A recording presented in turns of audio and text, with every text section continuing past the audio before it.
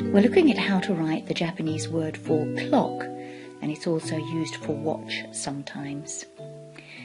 Now the Japanese actually write this word with 2 kanji, but for the GCSE exams it's only the first one that you need to know. Now presumably you already recognize the first one because it's the character which means time. The character is read to, which is the Japanese reading, not the Chinese reading. If we were to use the Chinese reading it would be ji, but it's the Japanese reading to.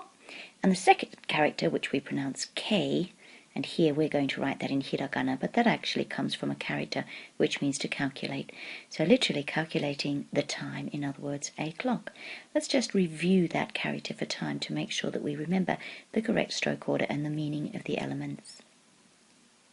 So on the left-hand side, going down with our first stroke, across and round all the way without taking our pen off the paper, left to right in the middle, and finally finishing our square shape. That's of course the element which means sun, and by extension time. Now on the right hand side we've got the character meaning temple, and that's formed of 2 separate elements, the top one being ground or dirt or earth, and by extension place. So a place, and the bottom one, 1, 2, 3. That means measurement. So a place where things are measured, like good and evil, right and wrong. So the right hand side we have the character meaning temple.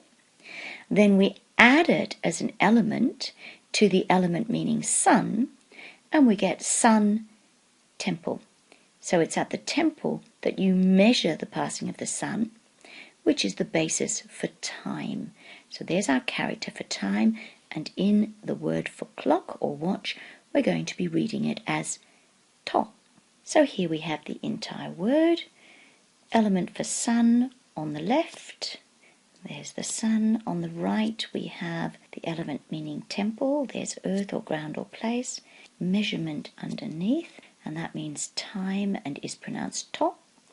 And we add to it k, which means calculating or to calculate, calculating the time, watch or